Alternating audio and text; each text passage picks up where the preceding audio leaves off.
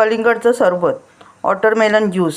त्यासाठी मी घेतलेत कलिंगड. हे बघा, याच्यामध्ये एक पण बी नाही आहे, सर्व बी काढून घेतले. हे बर्फाचे तुकडे बी काढलेत फ्रीजमधून. थोडीशी साखर घेतले. आता मी हे मिक्सरला लावून घेते.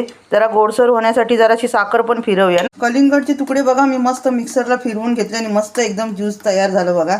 आता मी या गालणीने ना या वाडग्यामध्ये असं घालून घेते. हे बघा मस्त झालं आता बघा, आहे ना. आता मी याला घेते ग्लासमध्ये.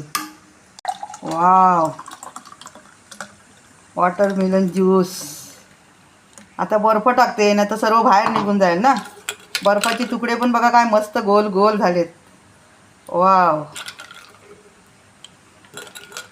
थंड थंड वॉटरमेलन ज्यूस तयार आहे. हे काय आपल्याला जेव्हा वाटेल तेव्हा आपण पिऊ शकतो, कारण का दिवसभर गरमच होत असतं, होय की नाही. आता मी जरा पिऊन बघते. हा, काय गळ्याला जरा बरं वाटलं. एक नंबर. आता आहे ना निंबू सरबत, कलिंगडचं सरबत असं थंड वस्तू पियाचा प्रयत्न करा.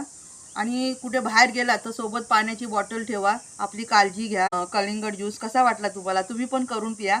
एकदम स्वस्त आणि मस्त, आहे की नाही. मी आता अंगणात बसून मस्त पिते हे. तुम्ही पण मजा करा.